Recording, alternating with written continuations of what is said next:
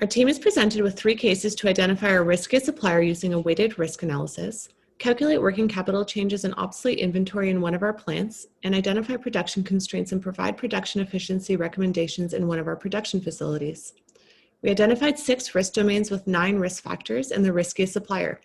We saw an increase of $70 million in working capital, as well as a guaranteed $435,000 in obsolete inventory. And we also solved the production constraints to meet demand in our production facility. The risk matrix allows MediCrystals to evaluate the current suppliers. The highest priority risks that can occur and have serious impacts are standard on-time delivery risk, cash on operations, and labor unrest. The medium priority risks are based on the total impact of the threat severity and likelihood, including single sources, credit rating, and data security. The final group has either acceptable severity or improbable likelihood that consists of IP protections, environmental incidents, and revenue.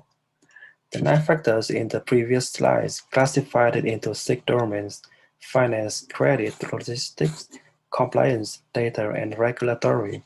We rated each factor based on the level of the risk matrix, with 9 for the highest risk and 1 for the lowest. The basic farmers poses the most risk. At the Glassworks plant, we identified an increase of $70 million in working capital. To find this, we assumed the APU trend remained constant, and we calculated this by finding the optimal future inventory levels with the APU consumption rate, the APU trend, the lead time, and the future safety stock. The difference between the current inventory and optimal inventory led us to our working capital. To calculate the obsolete inventory, we assumed that inventory was all brand new, that there would be no new orders for overstocked SKUs, that inventory became obsolete only due to age, and that there were no additional costs such as cost of disposal. We found over $435,000 in guaranteed obsolete inventory. We calculated this by finding how many months of inventory we had on hand, and when we compared that with the demand projection, it provided us a value of obsolete inventory in 12 months' time. The current capacity cannot meet forecast demand because of high rejection rate, allocation 70% of production capacity just in tubing 2, and the third one, as long as vials is producing, syringes cannot produce. To meet the demand, we assume that this company can store a small amount of product to distribute during fluctuation between demand over the year. Our calculation assumes that the rejection rate will remain static and we will be included in our average production rate for each product. Our new layout changes the lines so that have the largest demand ampoules have their own independent production flow. We picked the machine with least capacity for ampoules so that vials and syringes could have a smoother production because they share machines.